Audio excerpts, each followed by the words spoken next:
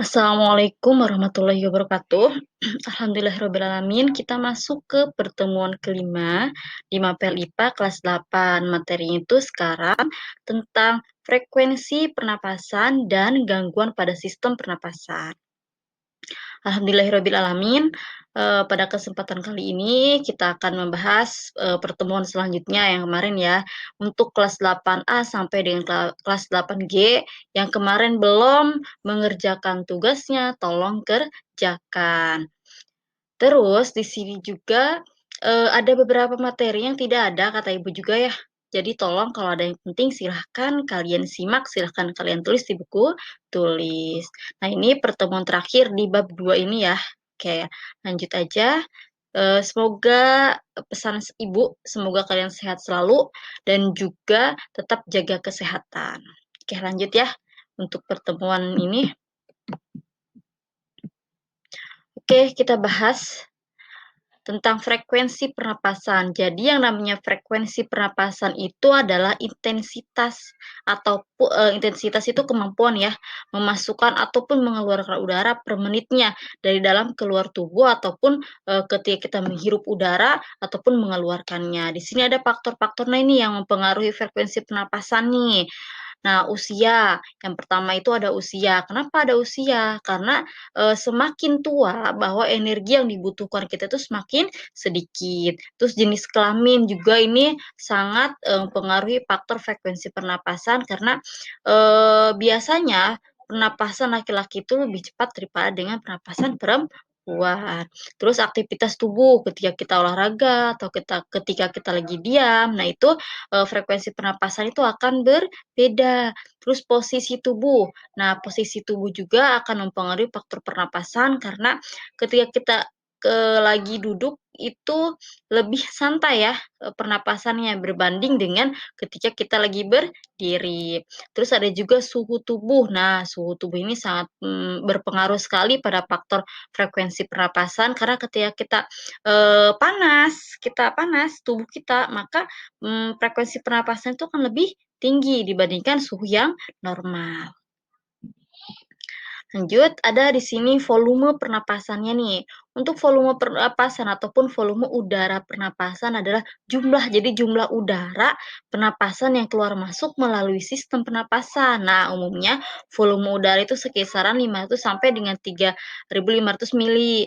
Nah, untuk 500, mili itu udara tuh yang terhirup nih ya, inhalasi masuk ke bagian tubuh kita, diserap oleh hidung. Nah, tetapi hanya 300 mili aja yang sampai ke bagian alveolus dan paru-paru. Sisanya itu hanya sampai di saluran pernapasan.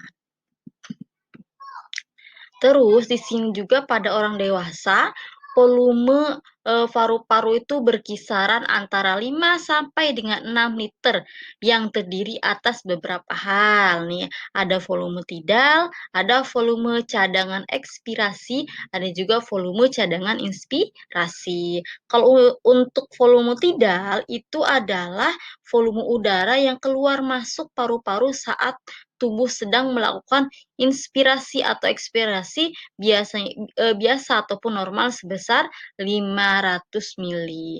Nah, volume cadangan ekspirasi itu merupakan jumlah udara yang masih dapat dikeluarkan dengan ekspirasi, kuat setelah ekspirasi normal. Jadi ketika kita, sudah menghelakan napas, itu ada napas yang terakhir gitu ya. Itu namanya volume cadangan ekspirasi. Terus volume cadangan inspirasi ketika kita menarik napas ataupun mengambil udara, jadi udara yang masih dapat dimasukkan ke dalam paru-paru itu setelah inspirasi besar itu ada, gitu. Oke.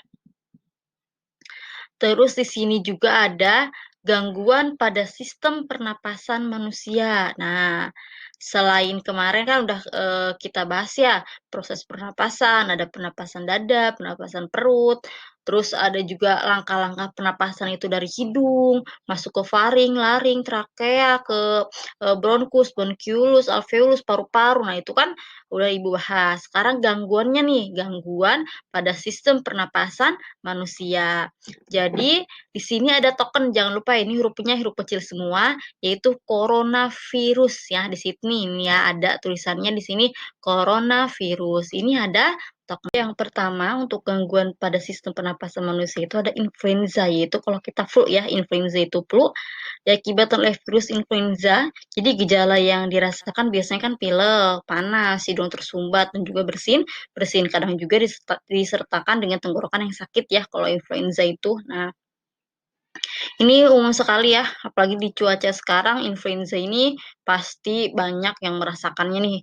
Jadi di cuaca yang lagi musim hujan ini tolong jaga kesehatannya ya. Nah, yang kedua itu kita masuk, gejala apa namanya, gangguan itu yang pertama, yang kedua itu tonsilitis. Tonsilitis itu merupakan penyakit di bagian tonsil atau bagian amandel kalian tuh, bagian, mulut. Nah, di mulut itu kan di dalamnya ada amandel. Nah, itu disebut dengan tonsil yang disebabkan oleh virus adenovirus, rhinovirus, coronavirus, dan influenza atau bakteri Streptococcus ya. Biasanya bakteri ini terdapat pada anak-anak yang usia 5 sampai dengan 15 tahun. Biasanya tuh kalau udah sakit amandel, perih, terus panas ya di situ. Ini juga biasanya kebanyakan makan apa namanya, asin ataupun karena tadi terkena, virus ataupun bakteri. Terus yang ketiga ini ada faringitis. Nah, faringitis karena adanya apa, infeksi ya. Nah, infeksi pada bagian faring sehingga menimbulkan rasa nyeri pada saat menelan, makanan, terus tenggorokannya terasa kering. Jadi ketika kita menelan makanan tenggorokan tuh kan sakit ya. Nah, itu karena adanya apa, virus ataupun bakteri, adenovirus, rhinovirus, dan juga bakteri Streptococcus, eee, pi apa na pio pyogenes. Jadi ketika kita menelan sakit, ketika kita mau minum pun sakit. Nah, itu karena adanya virus ya. Di sini namanya faringitis. Terus di sini juga yang keempat itu ada pneumonia. Pneumonia itu merupakan infeksi pada alveolus. Nah, tempat pertukaran apa namanya udara ya, O2 dengan karbon dioksida nih. Paru-paru karena bakteri. Karena apa? Bakteri Streptococcus pneumonia, virus ataupun karena jamur. Nah, paru-paru penderita ini akan terdapat cairan kental yang dapat mengganggu pertukaran gas. Jadi pneumonia ini kayak paru-paru basah. Jadi dalam paru-parunya itu terdapat cairan yang akan mengganggu pertukaran apa namanya pertukaran udara di alveolus. Nah, yang kelima itu ada tuberkulosis atau disebut juga dengan TBC, yaitu merupakan penyakit yang disebabkan oleh bakteri Mycobacterium tuberkulosis ya.